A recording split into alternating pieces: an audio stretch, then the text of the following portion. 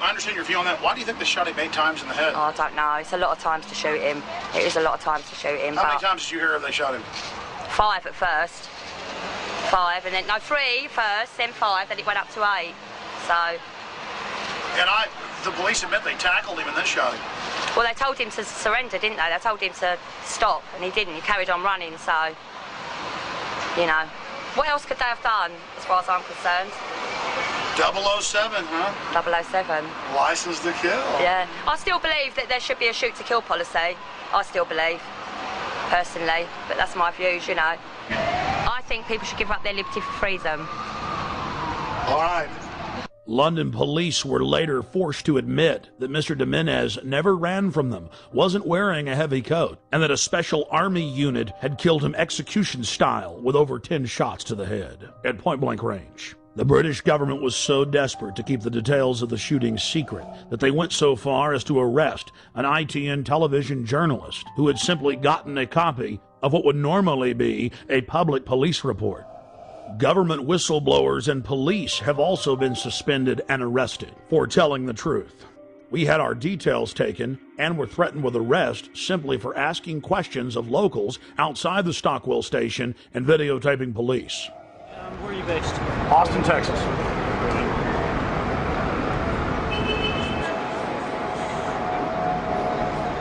Alex, I'll take your date for 2/11/74.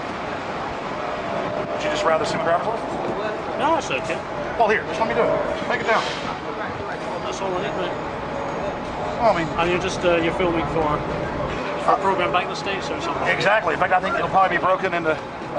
Think about it, yeah. Sir, what do you think about this event? I think it's very bad that it happened.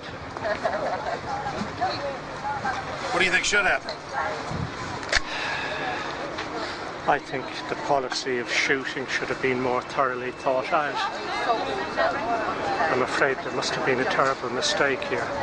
I feel very sorry for the family and very sorry for the policeman that made a horrible mistake. Yeah, it's going to be bad for everybody. It's a tragedy all around, I think. Thank you. The police first claimed that it was a hot morning when official weather reports showed that it was around 60 degrees and that Mr. Jimenez was running down the street wearing a giant padded coat with wires sticking out of it, that he vaulted over the turnstiles, charged through a crowd of pedestrians, raced onto the train, and was about to detonate bombs when the heroic officers gunned him down. The authorities then conveniently claimed that all the surveillance cameras malfunctioned that morning. Police have now been forced to admit, thanks to watchdogs in their ranks, that none of the cameras malfunctioned, and they've now released the video. The government has now been forced to admit that he was wearing a light denim jacket, and there were no wires of any type. Police that weren't part of the special military unit didn't know why they killed him. The police had followed him from his home. They knew that he was a Latin Brazilian working in England as an electrician. They followed him for 30 minutes as he walked from his home towards the station. Once in the station, he calmly bought a Metro paper, paid for his ticket with his Metro Oyster card, and then walked onto the train. Passengers then reported that they were told to get off the train. Once they'd stepped off, still looking through the windows, they saw the Special Forces police squat on Mr. Jimenez and shoot him over 10 times in the head.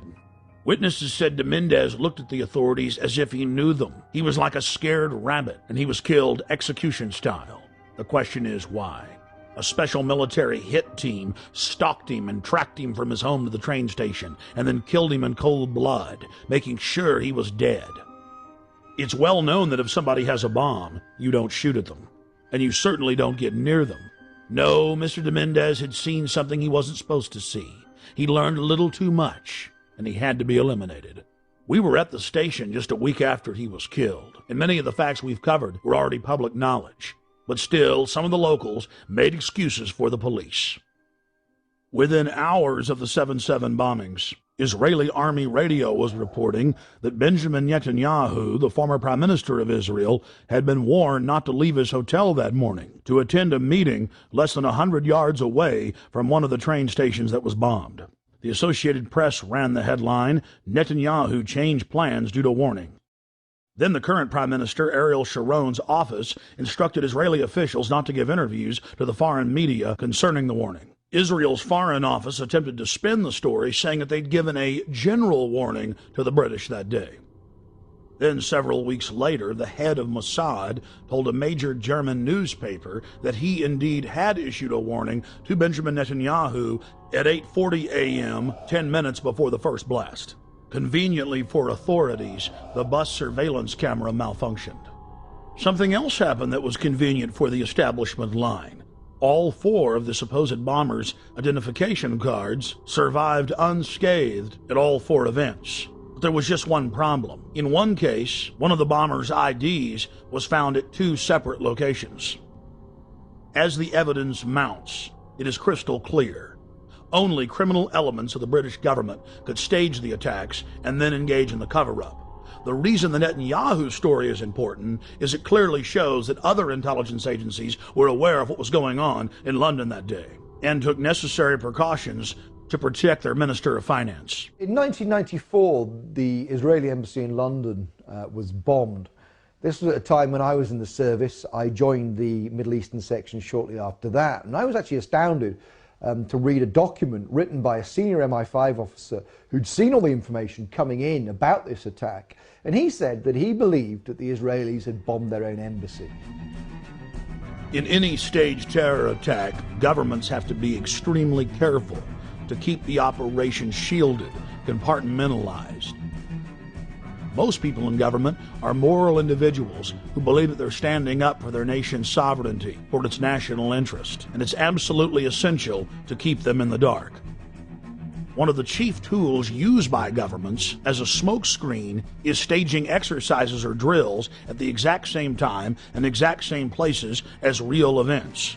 When the Oklahoma City Federal Building was bombed, the Bureau of Alcohol, Tobacco, and Firearms was staging an anti-terror drill with their bomb squad on the morning of April 19, 1995, at the same time that the real event took place. On the morning of September 11, 2001, the Pentagon was running 5 separate drills, 2 of the drills targeting the exact same targets at the exact same time. That caused NORAD to stand down, believing it was just a drill. And London was no different. It's important to note that those taking part in the drills need not know that they're part of a larger operation.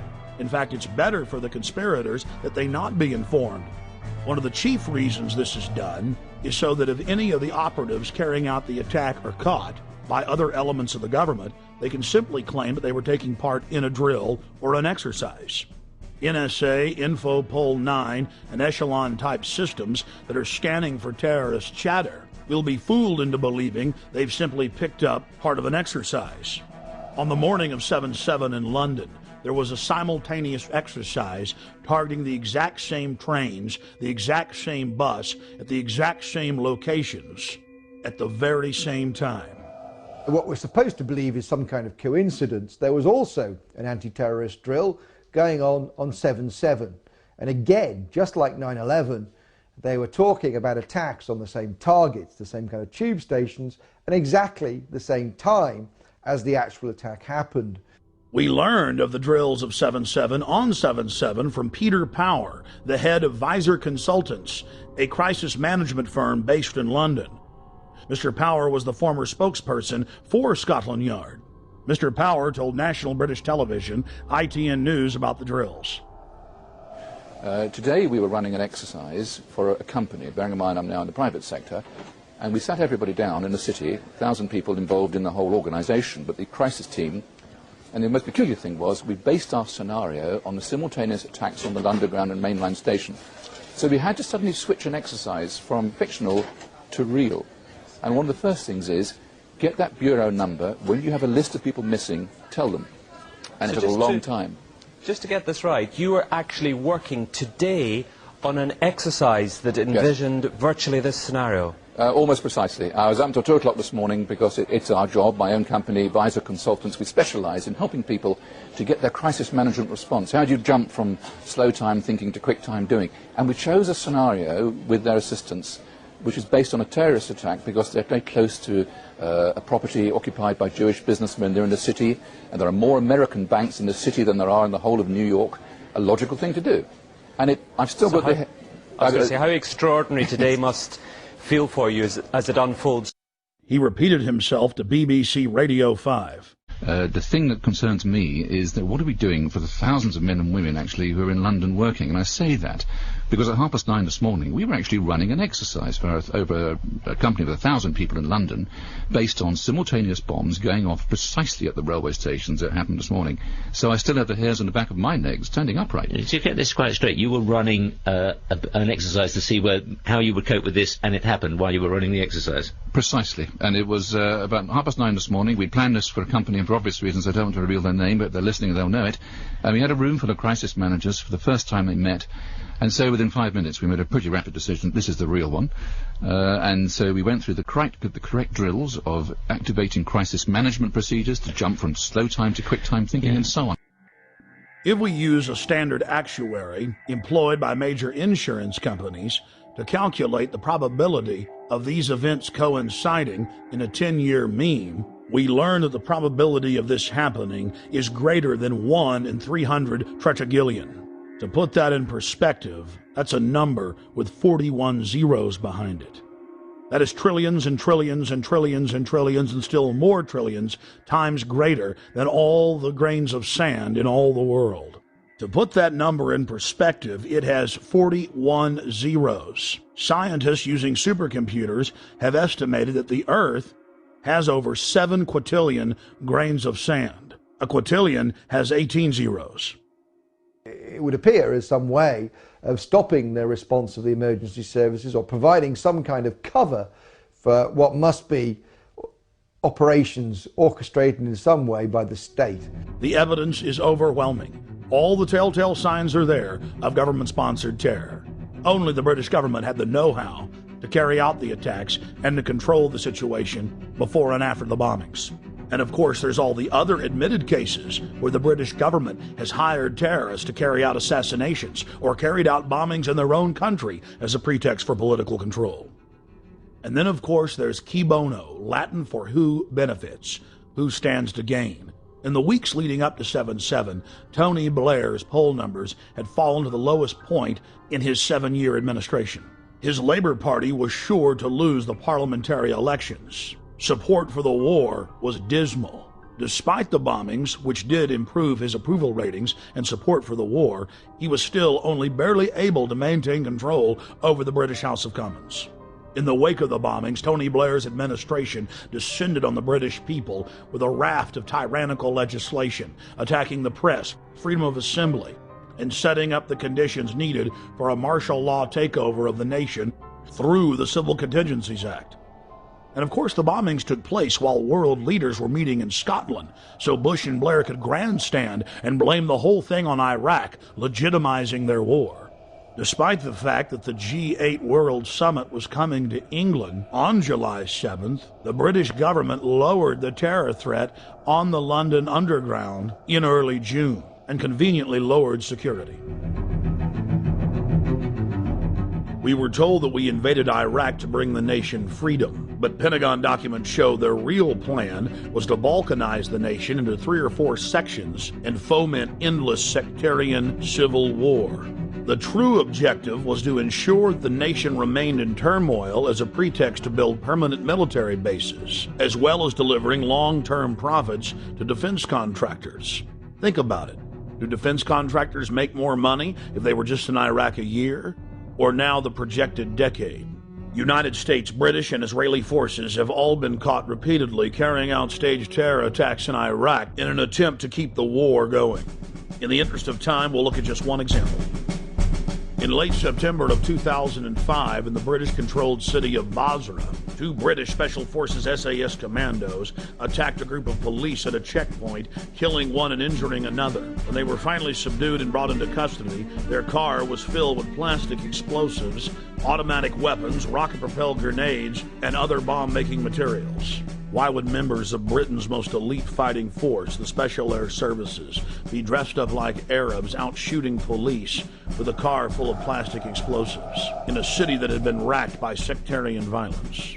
The governor of Basra in Iraq ordered that the British soldiers be held for trial for the murder they'd committed. Within hours of their incarceration, dozens of British tanks and hundreds of soldiers assaulted the main police station in Basra, killing jail guards and police in the process to free the two commandos. Over 150 prisoners escaped, and the controlled mainstream media reported on the incident as if it was no big deal. We cannot wait for the final proof. The smoke